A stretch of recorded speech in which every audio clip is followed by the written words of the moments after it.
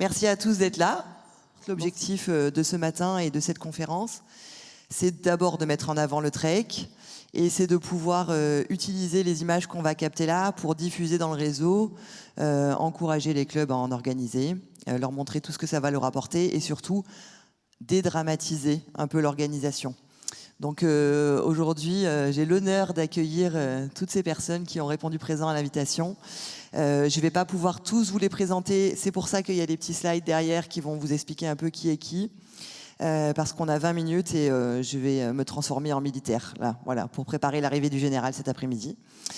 En tout cas, ce que je peux vous dire, c'est qu'on a 2 clubs qui sont représentés. Lannion, le club de Lannion avec Maryse, Prigent et Frédéric, et le club de Saint-Malo en force forcément, puisqu'ils sont sur place. Ils jouent à domicile aujourd'hui.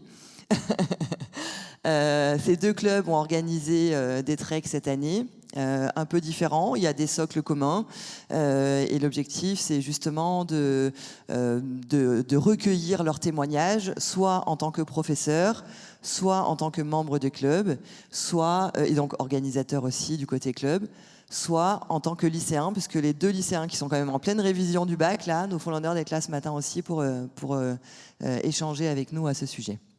Donc merci à tous. Je vous propose de passer directement dans le vif du sujet.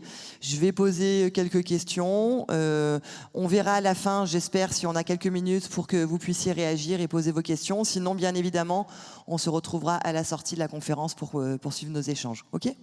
On commence par Mireille. Mireille, bonjour. Bonjour. Bienvenue, merci. Mireille, donc c'est, on va dire, grâce à elle que le trek a eu lieu, et à Jessé bien sûr, mais grâce à elle, c'était le point d'entrée dans l'établissement Jacques Cartier à Saint-Malo. Elle est professeure également. J'ai envie de vous poser une première question. Est-ce que vous avez subi des réticences en interne au lycée lorsqu'on vous a proposé de mettre en place ce trek ? Si oui, lesquelles ? Alors bonjour, donc moi je suis professeure de SVT, Sciences de la vie et de la Terre, donc je suis pas du tout dans le monde de l'entreprise. Pourquoi on est entré en contact avec Jessé ? C'est parce que moi je fais une semaine au lycée qui me tient à cœur, c'est offrir aux élèves la possibilité de rencontrer des acteurs locaux dans beaucoup de domaines. Alors moi je suis plus axée développement durable, mais grâce à Jessé on a ouvert le côté local et entrepreneurs locaux. Et donc c'était une possibilité de montrer aux élèves qui œuvrent sur le secteur et du coup travailler l'orientation. Parce que ça c'est l'objectif, offrir aux élèves la possibilité de connaître ce qui existe sur le territoire. Et donc là c'était une belle rencontre et c'était facile. Une fois qu'on s'est lancé, qu'on se rencontre, c'est facile. Et au niveau de l'établissement, ils sont toujours partants pour des projets comme ça en lien avec l'orientation et encore plus local, des projets locaux. Et donc après, je passerai la main à mes collègues qui ont vraiment été plus sur le côté professionnel. Je suis l'articulation, on va dire. Et y compris avec les professeurs ont tout de suite été intéressés par le projet ? Ah oui, j'envoie à tous les professeurs. Après, là, c'est vrai que selon la semaine de l'année, c'est ça en fait. La difficulté, c'est le moment de l'année. Et là, j'ai beaucoup d'enseignants dans les filières technologiques qui ont répondu, plutôt dans le secteur général.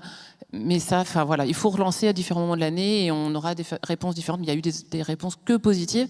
Et après, c'est les emplois du temps qu'il faut gérer. Oui, voilà, vraiment des sujets logistiques. Ok, merci. Jean, Lucas, celui qui veut prendre la parole en premier. Quelle idée vous faisiez du trek quand on vous l'a présenté la première fois ? Quelle idée vous en êtes fait ? Est-ce que vous avez été emballé tout de suite ? Voilà, quelle idée vous êtes-vous fait de l'intervention en démarrage ? Alors oui, je pense qu'on a été emballé tout de suite parce que c'est vrai que c'est super intéressant comme projet. Pardon. Et après, on va pas se mentir, c'est quand même assez stressant d'être ici devant vous tous et de parler dans un micro parce que je pense que c'est la première fois à nous deux. Vous vous en sortez très bien. C'est gentil, merci beaucoup. Voilà, donc en effet, c'était une bonne opportunité pour nous. Et puis, c'est aussi l'occasion d'apprendre à parler devant du public, surtout en vue du grand oral. C'est vrai que ça serait quand même plutôt important. Donc pas d'appréhension quand on vous a dit on va faire venir des chefs d'entreprise, vous vous êtes pas dit oh non, voilà, ça me saoule, ou vous vous êtes pas dit là là comment je vais m'en sortir, enfin voilà, vous aviez pas eu d'appréhension particulière avant l'événement. Un petit peu d'appréhension parce que quand même ça met la pression, mais sinon après quand on porte de l'intérêt à ça, c'est tout de suite plus, ça donne plus de sens en tout cas. Donc plutôt emballé au démarrage. Plutôt emballé, ah oui, ça c'est sûr. On va passer à Anne ou Charles, celui qui voudra prendre la parole. Comment préparez-vous, comment avez-vous préparé vos élèves à cette journée de trek? Bonjour. Donc ça a été la première année, pas de recul. On a préparé les élèves plus avec un regard, leur vendre en quoi c'était utile. Donc on a pensé à l'idée que pour le grand oral, ça pouvait être des supports d'entreprise, que pour leur 4e question à l'épreuve du bac de la semaine prochaine, qui est une question de réflexion et d'opinion personnelle à construire sur des cas concrets, il y avait aussi du grain à moudre au travers de ces interventions. Mais c'était la première fois, et c'est un élément à retenir pour la suite, c'est arrivé une semaine après la clôture des vœux de Parcoursup. Néanmoins, il y a une utilité pour la période actuelle où ils sont en train de sélectionner leur choix définitif et d'avoir eu un regard différent sur les choses. Ok. Charles, quelque chose à ajouter? Non. Sur la préparation, des techniques particulières que vous avez utilisées sur l'organisation de cette journée en amont? Comme on a très peu de recul, j'ai pas grand-chose à ajouter. Effectivement, il faut que la prochaine fois, on prépare un peu mieux nos élèves aussi à poser des questions aux entrepreneurs qui étaient là, parce qu'effectivement, il y avait assez peu de questions. Et c'est toute la ça c'est important, voilà. Effectivement, prendre le temps, ça on le dit souvent d'ailleurs dans les clubs, prendre le temps de préparer les questions, même pour les élèves en fait, ça les met souvent plus à l'aise le jour J d'avoir anticipé et de préparer les questions. La marge de progression de notre côté, elle est là, quoi. C'est avoir le temps de travailler avec les élèves en amont des questions et sur les entreprises. C'est peut-être même ce qui est intéressant, parce que ce que Madame Natier disait à l'instant, c'est que nos élèves doivent travailler en terminale sur des entreprises, en projet, et que plus on aura préparé en amont ce genre de choses, plus on pourra inclure le trek dans cet espace, quoi. Super, merci. Mireille ? Du coup, ils ont un peu pré-répondu, mais vous avez peut-être des choses à ajouter. Qu'est-ce que vous ferez différemment lors d'un prochain trek? Peut-être la première chose, vu que le premier contact est lancé maintenant que c'est lancé, c'est plus facile. On va échanger peut-être plus rapidement pour trouver une autre date. Après, il faut que les entrepreneurs puissent être disponibles en nombre suffisant sur un horaire limité, parce que nous, on ne va pas les mobiliser sur plus qu'une demi-journée. C'est vous qui en parlerez le plus après. Donc il y a vraiment ça, et il faut que ça corresponde en fait aux emplois du temps des élèves. En fait, on avait un créneau horaire. J'avais fait une liste de tous les enseignants qui étaient OK pour accueillir du monde, la liste des entrepreneurs. On a coché des cases et on a essayé de faire des petits groupes.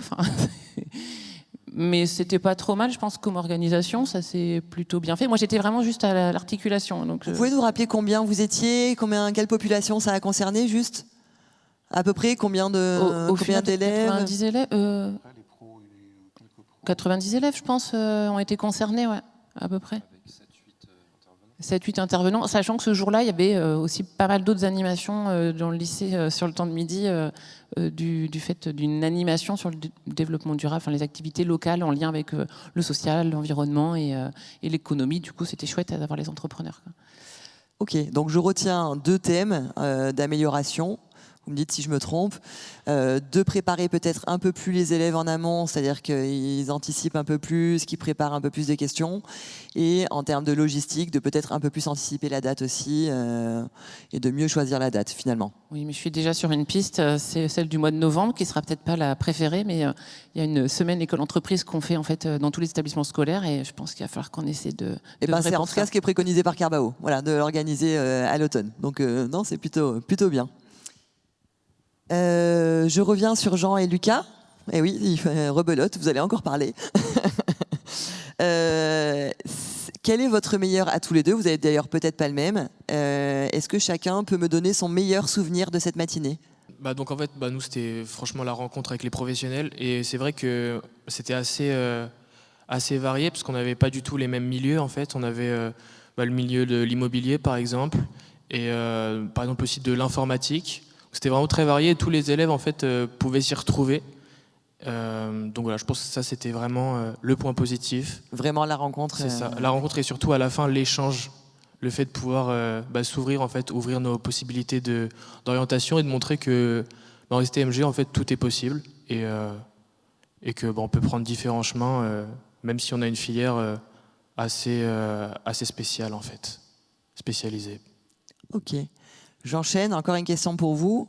Ça va un peu avec, mais si vous aviez une chose à retenir de cette matinée que vous avez entendue, j'entends, voilà, que vous avez entendue, est-ce qu'il y a un point en particulier qui vous a fait réfléchir, une chose en particulier que vous avez retenue pour la suite? Du coup, on a pu discuter avec divers professionnels et ce qu'ils nous ont expliqué, c'est que on n'était pas obligé de se prédéfinir à un avenir forcément de 20 ans à 60 ans, à travailler dans la même branche en fait. On nous disait bien qu'on pouvait, il y avait différents métiers possibles, de divers comme un parcours, et qu'on pouvait très bien être électricien, puis après être professeur, puis après être agent immobilier. Je pense que vous avez des professeurs autour de la table qui sont des bons exemples de ces parcours diversifiés, même si on n'a pas trop eu le temps d'y revenir, mais exactement. Effectivement. Okay. Et toi? Moi, de même, donc j'ai bien compris qu'il fallait pas se donner des limites et qu'il fallait pas hésiter à changer de parcours si nécessaire et à être ouvert d'esprit, à toucher un peu à tout, et que c'était vraiment quelque chose de fondamental en fait pour créer un avenir professionnel qui nous plaît. Et pour vous rassurer aussi, de Oui, vous dire que vous n'êtes pas enfermé dans une voie toute votre vie. Oui, voilà, ça aussi c'est fondamental, rien que pour notre bien-être, tout simplement. Super. On va passer un petit peu sur les clubs, parce que je sens que Jessé et Frédéric trépignent d'impatience à l'idée de prendre le micro. Alors je vous laisse vous organiser entre vous, lequel veut parler en premier. Est-ce que vous avez eu, vous, des difficultés à convaincre les établissements que vous avez approchés au moment où vous avez souhaité organiser votre trek? Si oui, quelles ont été éventuellement ces réticences et comment vous les avez contournées? La première édition, on a été vu un peu comme une bête curieuse. C'est vraiment ça en fait. On nous a regardé, il y avait une espèce de défiance qui était en place en nous disant qu'est-ce qu'ils viennent nous imposer dans notre parcours pédagogique. Bon, on disait voilà, on voudrait échanger sur notre expérience et je pense qu'on a moyen de partager quelque chose ensemble. Et il y a des gens comme Maryse qui ont cru ce projet parce que Maryse était déjà dans cette ambition et c'est vrai que ça nous a ouvert des portes et puis une réunion, puis une autre, une explication. On a réussi à se mettre en phase et on a réussi à lancer le premier projet comme ça en fait. Et on voit qu'effectivement, même elle, vous le direz tout à l'heure, il y a eu de la défiance auprès de ses collègues. Donc ça n'a pas été simple. Jessé ? Alors moi personnellement, je pense pas qu'il y ait eu de défiance par rapport à ça parce qu'en fait Mireille était la tutrice d'un très bon ami à moi. Donc en fait on a eu le premier échange comme ça et ensuite tout s'est bien déroulé pour ensuite de faire le trek. Donc pas de défiance particulière, en tout cas j'espère pas. Une découverte et du coup qui sera renouvelée de ce que je comprends. C'est clairement ça. Hein. Après ça se renouvelle tout seul. Ok. C'est toujours le premier le plus difficile. Comment vous vous êtes organisés en interne, tous les deux, chacun dans vos clubs respectifs, pour monter le trek? Quels sont vos meilleurs tips, vos meilleures astuces pour organiser un trek dans un club? Alors moi, clairement, chez nous, on a bouclé des réunions complètes sur le trek. C'était la meilleure solution. Et on a fait partie prenante Maryse dans le projet, donc on l'a invité dans le dossier, donc on s'est vu plusieurs fois pour pouvoir organiser et on s'est permis d'échanger et surtout de vraiment intégrer l'ensemble des membres dans le projet. C'était très important parce qu'on voulait surtout pas qu'il y ait d'absents le jour du trek puisque l'ambition était un peu plus importante chez nous puisque c'était carrément une matinée en fait. Hein. Et la solution, c'était pour mettre tout le monde d'accord, on l'a fait sur un temps de réunion. Donc on a pris, nous on est le mercredi matin, on s'est dit on va bloquer le 8h midi pour tout le monde et puis et en avant l'aventure. Oui, genre une grande réunion quoi. Voilà, c'est ça. C'est ce que je retiens moi pour cette année, c'est qu'on n'a pas fait ça. Donc point d'amélioration pour l'année prochaine par exemple, de boucler sur une réunion Carbao déjà existante. Okay. Qu'il va falloir programmer assez vite parce que puisqu'elles veulent faire en octobre-novembre, il va falloir trouver la réunion rapidos. Ok, merci. Maryse, ça y est, c'est à vous. Maryse représente donc professeur à Lannion. On va dire, je vous ai assimilé à Mireille, Maryse, les facilitatrices de ce trek finalement dans vos établissements respectifs. Pourquoi je mets Lannion un petit peu après, c'est que le trek de Lannion, d'abord, ils en ont déjà fait 2, ils sont déjà en train de penser au 3e, donc ça devient presque une routine à Lannion. Et ce qui est intéressant, c'est que c'est un trek version améliorée, justement, avec d'autres ateliers, d'autres thèmes abordés. Donc Maryse, la question va être assez large, mais parlez-moi un petit peu des thèmes d'ateliers qui ont été abordés, et puis surtout, donnez-nous vos astuces. Voilà, quelles sont les bonnes astuces pour organiser un trek dans les établissements? Que les clubs puissent réutiliser aussi ces arguments pour en parler. Je reviens juste sur une petite chose. On disait les réticences. Je pense que c'est plus, c'est pas des réticences. On m'a pas mis des bâtons dans les roues pour m'empêcher de l'organiser. Il faut pas du tout imaginer ça. C'est plus, moi je ne suis que prof de français, donc forcément le monde de l'entreprise, on a l'impression que c'est pas mon domaine, ce qui est complètement faux, parce qu'on est tous dans un monde professionnel, pas le même, et j'avais pas de barrière, j'avais aucune barrière par rapport au monde professionnel, et au contraire. Donc c'était pas la première fois que j'organisais, que je faisais venir des professionnels, donc ils ont un peu l'habitude dans mon établissement. Mais ce qui était intéressant cette fois-ci, et c'est ce que j'ai envie de dire ce matin, c'est qu'est-ce qui pourrait vous déclencher l'envie de venir dans les lycées, c'est qu'en fait vous êtes attendus, vous êtes très attendus. Peut-être pas encore par les enseignants, mais par les jeunes. C'est ça qui est important. C'est-à-dire que les jeunes, alors moi je suis en lycée professionnel, je rencontre, quand je fais des visites de stage, et vous nous voyez souvent dans vos entreprises, on voit des choses qui vont pas, on voit des choses qu'on peut améliorer. Et donc nous, notre trek, on l'a organisé sur cette base-là. Qu'est-ce qu'on peut faire pour éviter les petits couacs dans les entreprises? Et en fait, on se rend compte que nos jeunes, le monde de l'entreprise, ils le découvrent petit à petit, et c'est pas toujours ça. Enfin voilà, il y a plein de choses. Et donc, on a organisé 4 ateliers particulièrement. Un premier où les chefs d'entreprise expliquaient leur parcours. On laissait les chefs d'entreprise parler, expliquer ce qui a été dit par les jeunes. Ce qui est la version classique, voilà. Ça je rebondis là-dessus, mais ce qui est la version classique du trek et l'objectif au départ de Carbao, c'est ça. Complètement. Ensuite, on avait beaucoup d'élèves, et ça a été évoqué aussi tout à l'heure, qui avaient une inquiétude sur le monde de l'entreprise, qui n'imaginaient même pas être un jour chef d'entreprise. Donc on a voulu leur montrer sous forme de jeu les grandes étapes d'une création d'entreprise. On a aussi voulu parler de leur manière d'entrer dans l'entreprise, quelle était la posture dans une entreprise. Est-ce que ça, on peut le faire, ça, on ne peut pas le faire? Et ce qui était intéressant, parce que vous travaillez en binôme, c'était d'avoir des réponses différentes. On n'est pas tous pareils, et les chefs d'entreprise non plus. Et donc, il n'y avait pas de mauvaise réponse. C'était intéressant de discuter. Nous, on trouve ça très important que dans ces ateliers, vous soyez en binôme, parce qu'on a vraiment déjà 2 domaines d'activité, mais aussi 2 personnalités différentes et 2 manières de manager différentes. Donc ça, c'était intéressant. On a créé aussi, on s'est beaucoup amusé cette année à créer des faux CV pour que les jeunes... Non, la première année, voilà, c'était une petite erreur qu'on avait fait. On avait dit aux élèves, mettez-vous en tenue professionnelle, bon ça c'est un classique, et emmenez votre CV. Et ils étaient tout tremblants là avec leur CV, peur, et ça vous placez vous, les chefs d'entreprise, à dire ça c'est bien, ça c'est pas bien. On voulait pas de ça. Ouais, la peur d'être jugé. Voilà, c'était pas le but, c'est pas du tout l'objectif. Donc cette année, on a voulu mettre de la distanciation, et on a créé des faux CV qu'on a quand même trouvé sur Internet, qui existent vraiment, un petit peu exagérés quelquefois. Et c'était à eux de trouver qu'est-ce qui n'allait pas et pourquoi ce type de CV ou ce type de lettre de motivation n'était pas envisageable dans le monde de l'entreprise. Et donc, il y a beaucoup de formes de jeu. Sur la posture, ils piochent, ils sont pas assis autour de vous à continuer de vous écouter, parce qu'on sait que le degré d'attention... et descend vite, et puis c'est toute une matinée.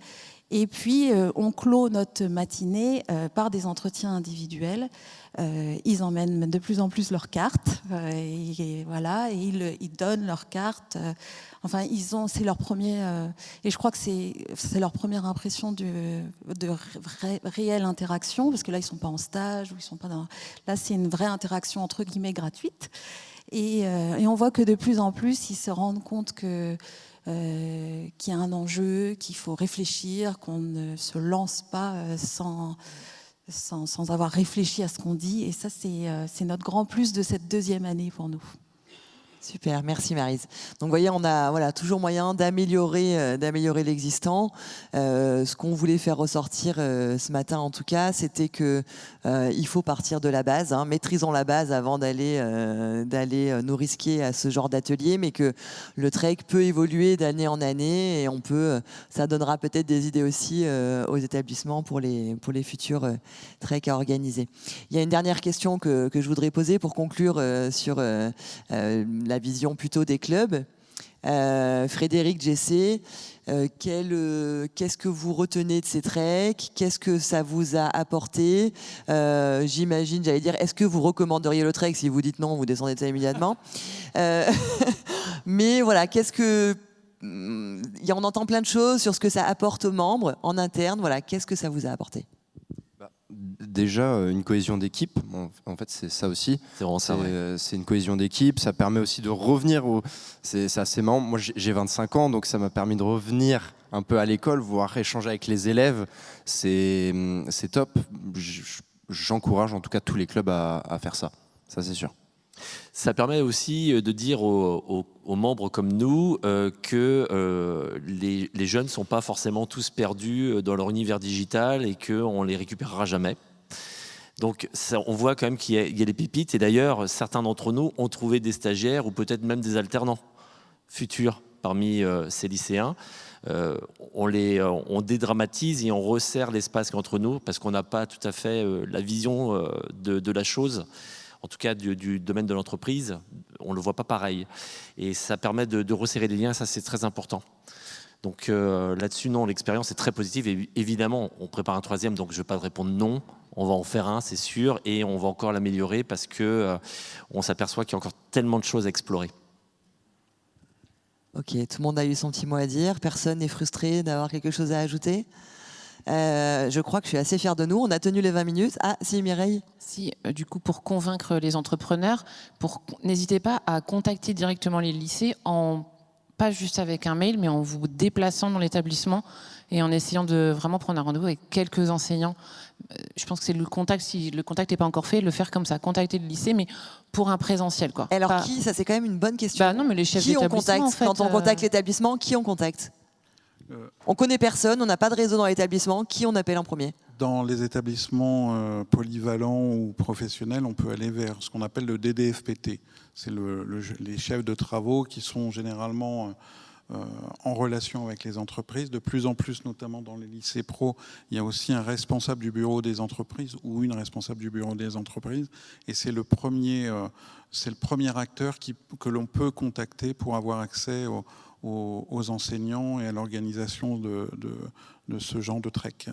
Et c'est effectivement, pour conclure, très important. Et ce qui est notable ici, c'est que tant Mireille que Maryse sont des profs de lettres, histoire et de SVT, donc ont moins l'expérience de l'entreprise, finalement, après, différemment.